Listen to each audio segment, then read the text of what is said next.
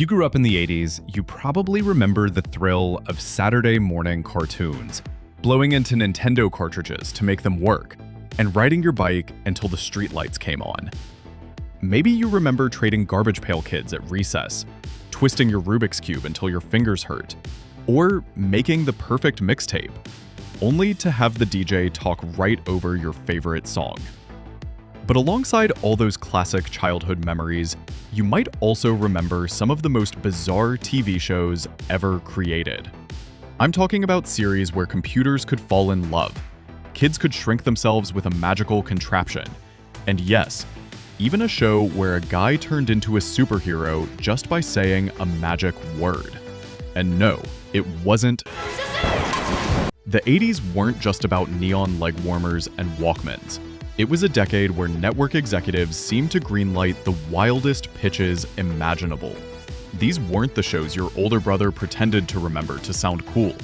These were the real deal, the ones you caught during those after-school hours when you were supposed to be doing homework, but instead were sprawled on that scratchy carpet with a glass of Tang, watching TV magic that defied all logic.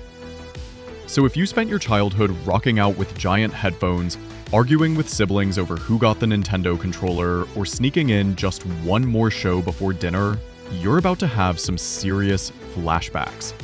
And before we dive into these mind-bending TV experiments, make sure you hit that subscribe button, because once you hear about our #1 pick, a show where furniture literally came to life and tried to take over the world, you'll want to stick around for more retro TV insanity. Trust me, these shows explain exactly why 80s kids grew up expecting the impossible. Number 7, Automan. Now, stay tuned for an electrifying evening with Automan.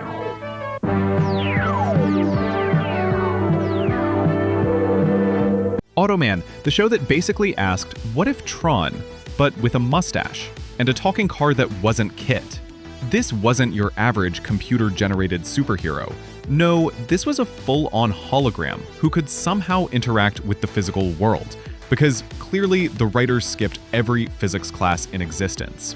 Automan ran for 13 episodes on ABC between 1983 and 1984, and was dreamed up by Glenn A. Larson, the same mastermind who gave us Knight Rider. The premise? Computer programmer Walter Nebeker, who looked like he shopped exclusively at Radio Shack and had the charisma of a floppy disk, created a digital superhero who could step out of the computer and into real life. Automan came complete with his floating sidekick, Cursor, not just some flashy geometric doodad, but a shape-shifting wireframe miracle. Need a car? Done. A helicopter? Instantly. A motorcycle, a boat, or whatever else the plot demanded? Boom. Cursor could whip it up faster than you could say arcade graphics. In the Automan universe, the laws of physics were more like polite suggestions. And here's the kicker, Automan had a curfew. He literally had to retreat back into the computer before sunrise, because apparently holograms had bedtimes, and the city's power grid couldn't handle his neon glow during peak hours. So every episode turned into a race against dawn, like Cinderella, if Cinderella wore leather jackets and blasted synthesizers. Number 6, Manimal.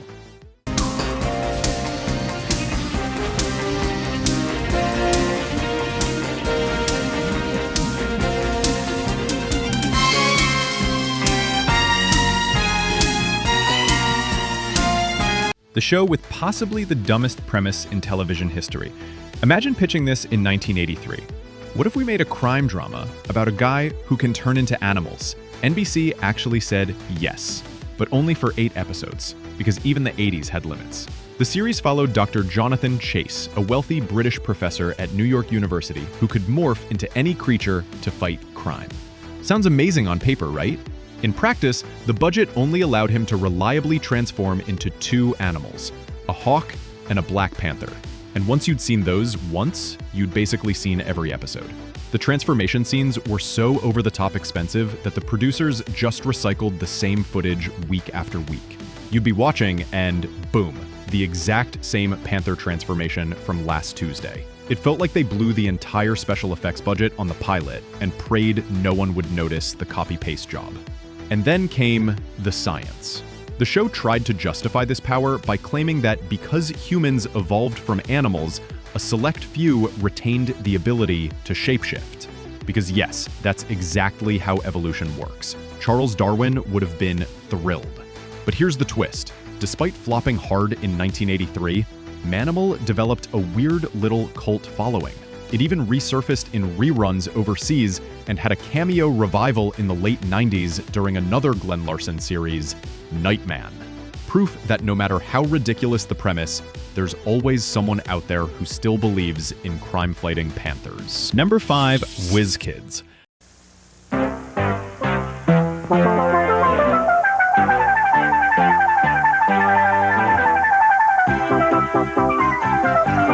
Whiz Kids convinced parents everywhere that computers were either going to save the world or destroy it, depending on the week's plot. This wasn't just any teen drama. This was a show where a bunch of suburban kids could hack into NORAD before breakfast and unravel international conspiracies by lunch. The star was Richie Adler, a 13-year-old prodigy played by Matthew Laberto, with a bedroom computer setup so advanced it made NASA look underfunded. His pride and joy was Ralph, a custom-built machine that could somehow break into the supposedly airtight security systems of major corporations in minutes. Apparently, all you needed to beat Cold War espionage was a modem, some floppy disks, and an after-school snack. Every episode followed a predictable pattern. Richie stumbles onto some giant conspiracy, gets in way over his head, and then saves the day using technology that didn't actually exist yet.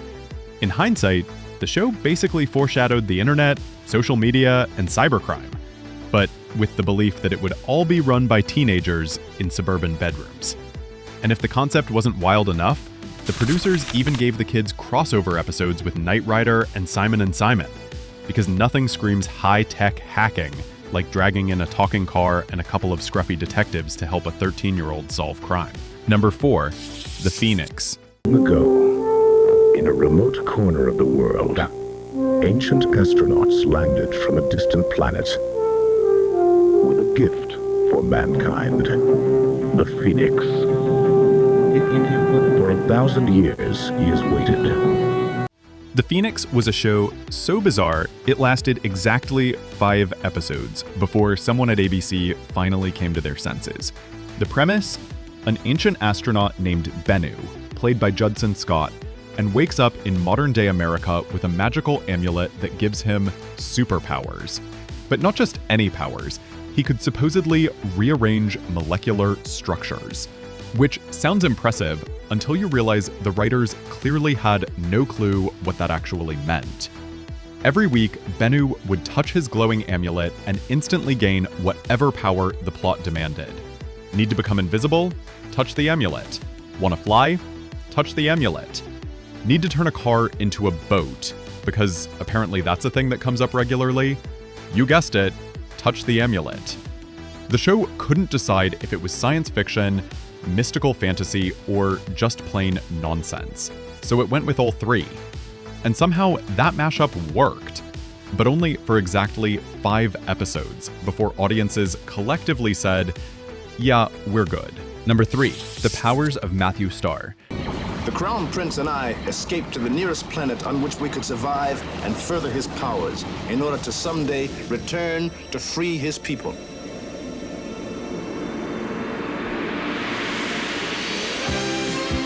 The show that took the alien teenager concept and cranked it up to 11.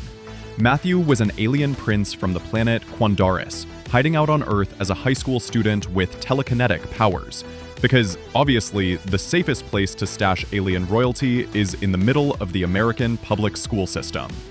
Each week, Matthew tried to blend in with classmates while accidentally moving lockers or levitating objects in the cafeteria. And somehow, nobody seemed to find this especially weird. His guardian, Walt Shepard, played by Lou Gossett Jr., doubled as both mentor and bodyguard, trying to help him control his powers while also preparing him to eventually return home and reclaim his throne. The show wanted to be part Superman, part The Karate Kid, and part after-school special with a very confused guidance counselor. Unfortunately, the special effects budget looked like it stretched to about $3 and a pack of gum. But to their credit, the cast committed to those wobbly telekinesis scenes like their lives depended on it. Number 2. Tales of the Gold Monkey.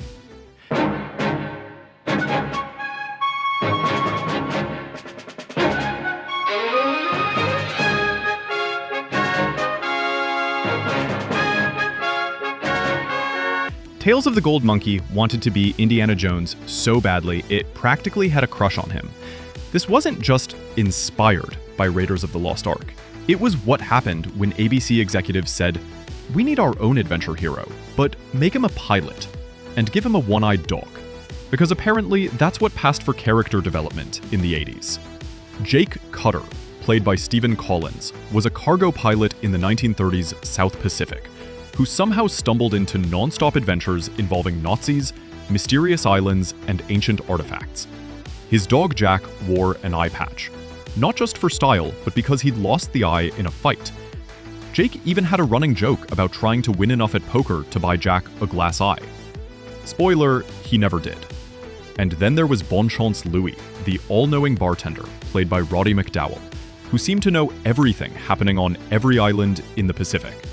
Basically, he was Google with a mustache and a French accent. Number 1. Today's Special. Today's special. Come join us. And here it is, our number 1 pick. The show so absolutely bonkers, it makes everything else on this list look normal. Today's Special. Imagine this pitch meeting. What if we took Mr. Rogers' Neighborhood, but instead of a kindly neighbor, we've got a mannequin that comes to life when you put a magic hat on him. Oh, and he lives in a department store with a puppet mouse and a security guard. And every morning, he turns back into plastic because, you know, retail magic has strict operating hours. This Canadian children's series ran from 1981 to 1987 on TV Ontario, racking up 120 episodes. And it even aired on Nickelodeon in the US. Jeff was the mannequin who sprang to life at night thanks to a magic hat and the incantation Hocus Pocus Alimagokus. Okay, there you go. Hocus Pocus Alimagokus. Hey, all right. What happened? Muffy here said the magic words for you. Each episode, he learned about friendship, responsibility, and basic life skills with the help of Jody, the store's display artist, Sam the security guard, and Muffy, the rhyming puppet mouse who lived in the walls. The show tackled lessons like sharing, honesty, and coping with the existential dread of turning back into lifeless plastic at sunrise. Every episode ended with Jeff sadly removing his hat, knowing he'd freeze into a mannequin until the next evening. Weirdly profound for a kids' show, it was basically a preschool meditation on mortality and consciousness, set in a department store. And somehow, it worked. The series ran for 6 seasons, proving once and for all that Canadian kids' TV was even weirder than American TV. And there you have it. 7 shows that proved the 80s were absolutely fearless when it came to television. From holographic superheroes to shape-shifting professors, from teenage hackers to alien princes, these weren't just weird shows. They were gloriously, unapologetically insane. Fever dreams that somehow convinced network executives to cut checks and say, yeah, let's put that on primetime. If you remember any of these gems, congratulations. You survived the golden age of TV weirdness, when writers apparently held brainstorming sessions inside a sensory deprivation tank filled with Pop Rocks and Mountain Dew. Let us know in the comments if you ever tried hacking after watching Whiz Kids, checked a department store mannequin for a magic hat, or attempted to shapeshift into animals in your backyard. And don't forget to hit that subscribe button because we've got even more bizarre TV history on the way. Until then, stay weird, stay wonderful, and remember, sometimes the most ridiculous shows leave the most unforgettable memories. Thanks for watching, and we'll see you next time.